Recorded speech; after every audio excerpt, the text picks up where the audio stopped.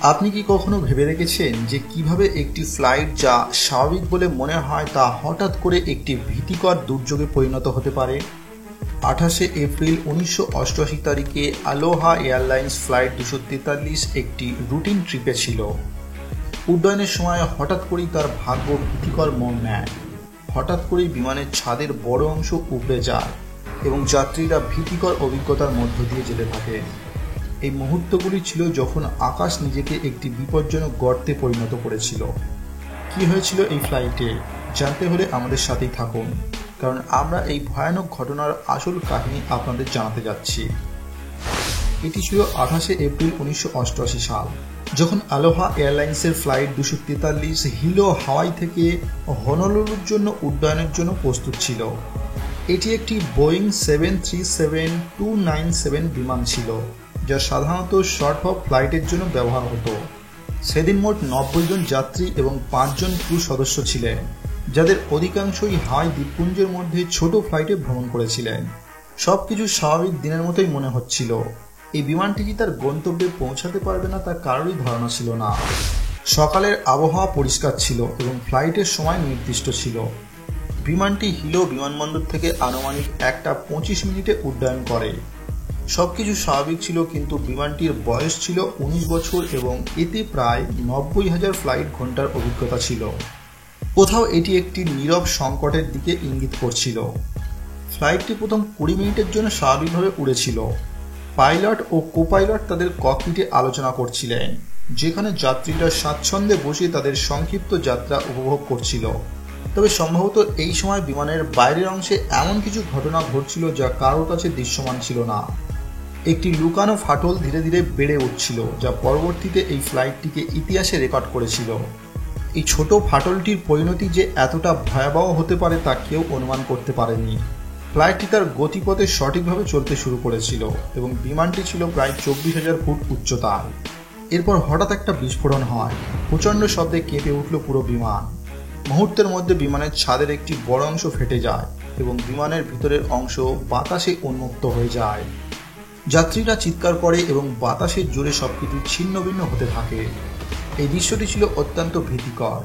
মনে হচ্ছিল আকাশের একটি অংশ হঠাৎ বিমানের সাথে মিশে গেছে। ছাদ ধসে পড়ায় বিমানের চাপ কমে যায়। প্রচণ্ড ঝোড়ো হাওয়া সবাইকে গ্রাস করছিল।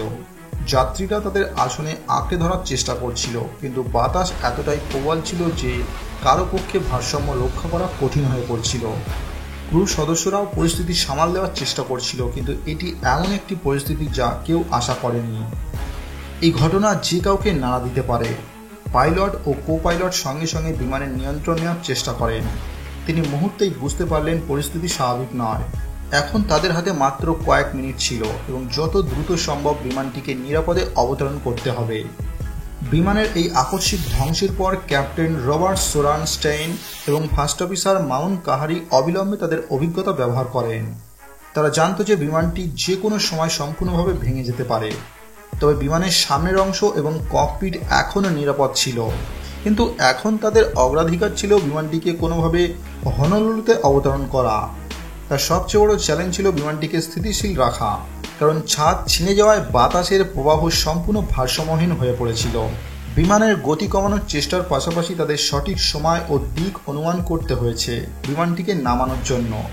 এই পরিস্থিতি এতটাই বিপজ্জনক ছিল যে যে কোনো পাইলট সহজেই আতঙ্কিত হয়ে পড়তে পারে। কিন্তু ক্যাপ্টেন রবার্ট ও মরিন তাদের প্রজ্ঞা ও সাহসিকতার সাথে পরিস্থিতির মোকাবিলা করেন। এখানে বিমানের ভিতরে থাকা যাত্রীরা তখনও হতবাক। বাতাসের বেগ ও চাপ ড্রপ হওয়ায় অনেক যাত্রী অজ্ঞান হয়ে পড়েন। ক্রু সদস্য, ফ্লাইট অ্যাটেন্ডেন্ট ক্লারেন্স থমাস এবং মাইকেল এল্ডার যাত্রীদের সাহায্য করার চেষ্টা করছিলেন, কিন্তু এইসবের মধ্যেই একটি ভয়ঙ্কর সত্য বেরিয়ে আসে। Flight attendant Clarence CC lancing ফ্লাইটের একটি অংশের কাছে দাঁড়িয়েছিলেন যখন ছাদ ফেটে যায়, আর কিছুক্ষণের মধ্যেই প্রচণ্ড বাতাসের জোরে তিনি বিমান থেকে ছিটকে যান। একজন ফ্লাইট অ্যাটেন্ডেন্ট তার দায়িত্ব পালন করতে গিয়ে এভাবে নিখোঁজ হবেন তা কেউ কল্পনাও করেননি। এই দৃশ্য যে কারোরই হুঁশ উড়িয়ে দিতে পারে এবং সেই মুহূর্তে বিমানের সবাই বুঝতে পেরেছিল যে তারা একটি অদৃশ্য সংকটের মধ্যে রয়েছে। নিজেদের বাঁচানোর জন্য যাত্রীদের তাদের সিট বেল্ট বেঁধে রাখতে হয়েছিল। এই মুহূর্তটি ফ্লাইটের ভিতরের সবাইকে ভয় ও হতাশায় ভরিয়ে দিয়েছিল। পাইলটরা অবিলম্বে জরুরি অবস্থা ঘোষণা করেন এবং ফ্লাইট অ্যাটেন্ডেন্টরা যাত্রীদের শান্ত রাখার চেষ্টা করেন। কিন্তু সবাই জানতো যে পরিস্থিতি নিয়ন্ত্রণের বাইরে চলে যাচ্ছে। প্লেনের দেওয়াল কাঁপছে এবং সবাই জানতো যে প্লেনের কাঠামো পুরোপুরি ভেঙে গেলে বেঁচে থাকা অসম্ভব। এত কিছুর মধ্যে ফ্লাইট অ্যাটেন্ডেন্টও তার সাহস হারাচ্ছিল, কারণ সে তার এক বন্ধুকে হারিয়েছিল এবং এখন তার জীবনও হুমকির মুখে ছিল। ক্যাপ্টেন রোয়ার্ড সনস্টেইন এবং ফার্স্ট অফিসার নারিন কাহেরি বিমানটির দ্রুত অবনতি হওয়ার সত্ত্বেও বিমানটিকে বাঁচানোর জন্য যথাসাধ্য চেষ্টা করেছিলেন। বিমানের ডিকম্প্রেসের পরে কেবিনের ঘাটতি ছিল এবং যাত্রীদের অক্সিজেন মাস্ক পরতে বলা হয়েছিল। ছাদ ধসে পড়ার কারণে বাতাসের জোর এতটাই প্রবল ছিল যে বিমানের গতি বজায় রাখা কঠিন হয়ে পড়ছিল। পাইলটদের জন্য এটা ছিল একটা সময়ের বিরুদ্ধে যুদ্ধ। বিমানের গতি কমানোর চেষ্টার পাশাপাশি পাইলটরা তা নামাতে শুরু করেন।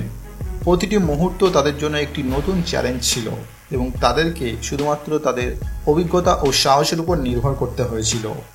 তারা জানতো যে প্লেনের প্রতিটি অংশের চাপ অনেক বেশি এবং যে কোনো সময় এটি সম্পূর্ণরূপে ভেঙে যেতে পারে। কিন্তু হনলুলু বিমানবন্দরে পৌঁছানোর চেষ্টা চালিয়ে যাওয়া ছাড়া তাদের আর কোনো উপায় ছিল না। এই সময়টা ছিল যাত্রীদের জন্য খুবই ভয়ের। কেউ কেউ অজ্ঞান হয়ে পড়েছিলেন, আবার কেউ কেউ সিট বেল্ট বেঁধে প্রাণ বাঁচানোর চেষ্টা করছিলেন। বিমানের ভেতরে তখন চিৎকার ও ভয়ের পরিবেশ। বিমানের ক্রুরা যতটা সম্ভব মানুষকে শান্ত করার চেষ্টা করছিল, কিন্তু পরিস্থিতি এতটাই গুরুতর ছিল যে কেউ নিশ্চিত ছিল না যে তারা নিরাপদে ফিরতে পারবে। পাইলটরা যখন বিমানটিকে স্থিতিশীল করে, তারা অবিলম্বে হনলুলু বিমানবন্দরের সাথে যোগাযোগ করে এবং জরুরি অবতরণের অনুমতির অনুরোধ জানায়। বিমানটিকে নিচে নামানো একটি অত্যন্ত বিপজ্জনক কাজ ছিল, কারণ একটি ভুল পদক্ষেপ পুরো বিমানটিকে ছিন্নভিন্ন করে দিতে পারে। কিন্তু পাইলটরা এই সময় একটাই পথ দেখতে পেলেন, যত তাড়াতাড়ি সম্ভব বিমান অবতরণ করা। এই সময় বিমানটির উচ্চতা প্রায় 13,000 ফুটে পৌঁছেছিল। প্রতিটি সেকেন্ড যাত্রী এবং ক্রুদের জন্য মূল্যবান ছিল।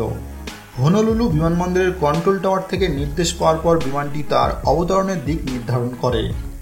এই পুরো ঘটনায় বিমানের পাইলটরা তাদের বাহাদুরির পরিচয় দেন এবং অসম্ভব পরিস্থিতিতেও বিমানটিকে নিরাপদে অবতরণ করার প্রস্তুতি নেন। অবতরণের আগে বিমানের ভিতরের দৃশ্য হৃদয় বিদারক। যাত্রীদের মুখে ভয়ের ছাপ স্পষ্ট দেখা যাচ্ছিল এবং সবাই যার যার আসনে আঠালো অবস্থায় ছিল। কেউ আশা করেনি যে তারা বেঁচে থাকবে। বিমানটি যখন হনলুলু বিমানবন্দরে পৌঁছায়, তখন সারা বিশ্বের চোখ ছিল এই ফ্লাইটের দিকে। উড়োজাহাজটির বাইরের অংশ খারাপভাবে ক্ষতিগ্রস্ত হয়েছিল এবং এটি নিয়ন্ত্রণ করা কঠিন ছিল। পাইলটদের অত্যন্ত সতর্ক থাকতে হয়েছিল, কারণ এখনও বিমানটি পড়ে যাওয়ার ঝুঁকি ছিল। বিমানটি রানওয়েতে পৌঁছাতেই সবার নিঃশ্বাস বন্ধ হয়ে যায়। পাইলটরা খুব সাবধানে বিমানটিকে রানওয়েতে নামানোর চেষ্টা করেন। অবশেষে দুপুর 2টায় বিমানটি হনলুলু বিমানবন্দরে সফল জরুরি অবতরণ করে। এই বিপজ্জনক ফ্লাইটটি শেষ হয়েছিল, কিন্তু এর স্মৃতি এবং এর পিছনের ভয় চিরকালের জন্য রেকর্ড হয়ে গিয়েছিল। বিমান অবতরণের পরপরই জরুরি দলগুলো কাজ শুরু করে। যাত্রীদের উদ্ধার করে আহতদের চিকিৎসা দেওয়া হয়। এই ঘটনায় 65 জন আহত হয়েছেন, যাদের মধ্যে কয়েকজন গুরুতর আহত হয়েছিলেন। কিন্তু সবথেকে বড় দুঃখ ছিল ফ্লাইট অ্যাটেন্ডেন্ট ক্লারেন্স সিসি ল্যান্সিংকে হারানো, যাকে এই দুর্ঘটনার পর কেউ দেখেনি। এই ঘটনা শুধু এয়ারপ্লেন নয়, গোটা বিশ্বকে নাড়া দিয়েছে। এনটিএসবি অর্থাৎ ন্যাশনাল ট্রান্সপোর্টেশন সেফটি বোর্ড অবিলম্বে একটি তদন্ত শুরু করেন। বিমানের বিস্ফোরণের কারণ খুঁজে বের করতে তদন্তকারীরা এর প্রতিটি অংশ বিস্তারিতভাবে পরীক্ষা করেছেন। দেখা গেছে যে দীর্ঘ সময় ধরে বিমানের শরীরে ছোট ছোট ফাটল তৈরি হয়েছিল, যা নিয়মিত পরিদর্শনের সময় মিস হয়েছিল। যখন বিমানটি উচ্চতায় উড়ে যায় এবং এর চাপ বেড়ে যায়, তখন এই ফাটলগুলি একসাথে প্লেনের ছাদের একটি বড় অংশ ভেঙে ফেলে। এই সমস্যাটি মহাকাশ শিল্পে মেটাল ফিটিং নামে পরিচিত, যেখানে ক্রমাগত ব্যবহারের পর ধাতু দুর্বল হয়ে পড়ে। এই ঘটনাটি নির্দেশ করে যে পুরনো বিমানের পর্যায়ক্রমিক পরিদর্শন এবং মেরামত অত্যন্ত গুরুত্বপূর্ণ। এনটিএসবি রিপোর্টে মহাকাশ শিল্পকে আরও সতর্ক করেছে যে বিমানের নিরাপত্তার ক্ষেত্রে কোনো অবহেলা বিপজ্জনক হতে পারে। এই ঘটনার পর বেঁচে যাওয়া যাত্রীদের অভিজ্ঞতাও উঠে আসে। অনেক যাত্রী জানান যে সেই সময় কিভাবে তাদের মনে হয়েছিল যে তাদের জীবন শেষ হয়ে গেছে। বাতাসের বেগ, বিমানের আকস্মিক নড়াচড়া এবং ছাদ ফেটে যাওয়া, এই সব মিলিয়ে যে কোনো ব্যক্তির জন্য ভয়ঙ্কর হতে পারত। কিছু যাত্রী বলেছেন যে বিমানের ছাদ বিস্ফোরিত হলে তারা তাদের সহযাত্রীদের সাথে একে অপরকে ধরে রাখার চেষ্টা করেছিলেন। কোনো রকমের সিট বেল্টের সাহায্যে নিজের সিটে বেঁধে থাকতে পেরেছিলেন। কিন্তু এমন ভয় ও আতঙ্ক ছিল যে কিছু যাত্রী বাঁচবে না ভেবে চোখ বন্ধ করে রেখেছিল। অ্যালোহা এয়ারলাইন্সের ফ্লাইট 243-এর ঘটনাটি এভিয়েশন শিল্পে একটি বড় পরিবর্তন এনেছে। এই ঘটনার পর এয়ারলাইন্সগুলো তাদের প্লেন পরিদর্শন ও মেরামতের দিকে বিশেষ নজর দিতে শুরু করে। পুরনো বিমানের রক্ষণাবেক্ষণ এবং পরিদর্শনের জন্য কঠোর নিয়ম প্রয়োগ করা হয়েছিল। যদিও এই ঘটনাটি অনেকের জন্য একটি ট্র্যাজেডি ছিল, এটি বিশ্বকে শিখিয়েছে যে প্রযুক্তিগত এবং মানবিক ভুলগুলি সঠিক সময়ে ধরা উচিত। এই ঘটনাটি বিমান চলাচলের নিরাপত্তার উন্নতির একটি প্রধান পয়েন্ট হয়ে উঠেছে এবং অ্যালোহা ফ্লাইট 243 শুধুমাত্র বিমানের ইতিহাসেই নয়, বিশ্ব বিমান চলাচলের ইতিহাসেও তার স্থান অর্জন করেছে। এর সাথে সাথে এই দুর্ঘটনাটি এই ঘটনার প্রত্যক্ষদর্শী সমস্ত যাত্রী এবং ক্রু সদস্যদের হৃদয়ে গভীর ছাপ রেখে গেছে। তাদের গল্প এবং অভিজ্ঞতা চিরকাল এই বিমান ট্র্যাজেডির সাথে যুক্ত থাকবে এবং এটি আমাদের মনে করিয়ে দিতে থাকবে যে নিরাপত্তা এবং সতর্কতাকে কখনোই উপেক্ষা করা উচিত নয়।